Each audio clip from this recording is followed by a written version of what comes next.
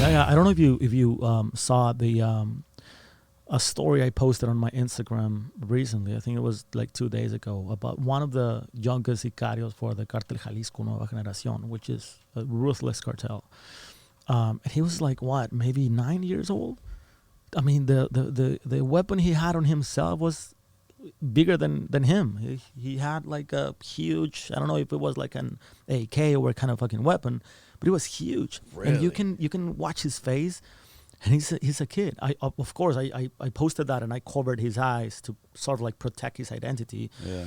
Um, But he's a worker for the cartel. he's a worker for the cartel, man, and he's like super young. Let me see if I still have the photo of him because he really looks like. I mean, if he's Is he on your Instagram? it's on my Instagram, I think. Right, we got it right here, so we can pull it up. I think it was on one of my stories. I don't know Oh, if it's on it's the story. Okay.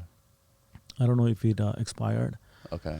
but yeah, man. I mean, he looked like if he was 12 years. Look, there he is.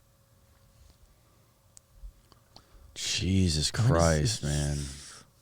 How old does he look? He's like a 10? just barely a toddler. Yeah, exactly, man.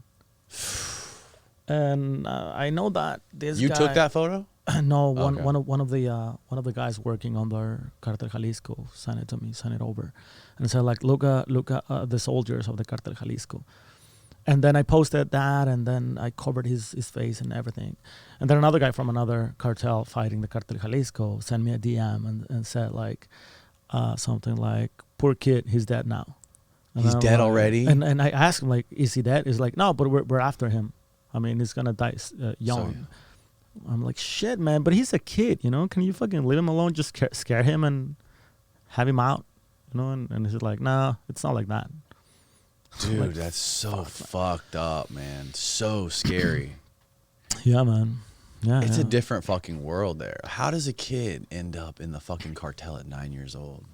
Is it just like his parents in the cartel, or like is it just that way? Is it just like you're born and if you're poor and you grow up on the streets, it's hard to not get into the cartel. You know, it's I know like the sort of like the story of that kid. He doesn't have a dad. He has a mom that she knows what he's doing, but still she treats him like a kid. I mean, he had a birthday cake on his, I think it was like 10th birthday or some shit like that, like a kid. So they're just normalizing Mexico. It's normalizing violence. Like everything, it's getting to a level where a new incident that happens, like younger kids. At the first, we are like super scared and alarmed about that, right? We're like, fuck, man, they're super young.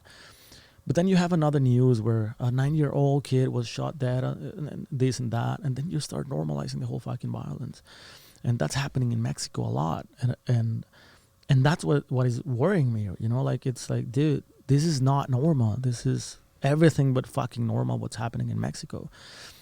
And to answer your question on how these kids end up working with the cartel, a lot of rural Mexico is super poor. There's no help from anyone. Basically, you will have to do a lot of shit to get food to your table. You know, like it's really like that. Or education, roads, no work at all.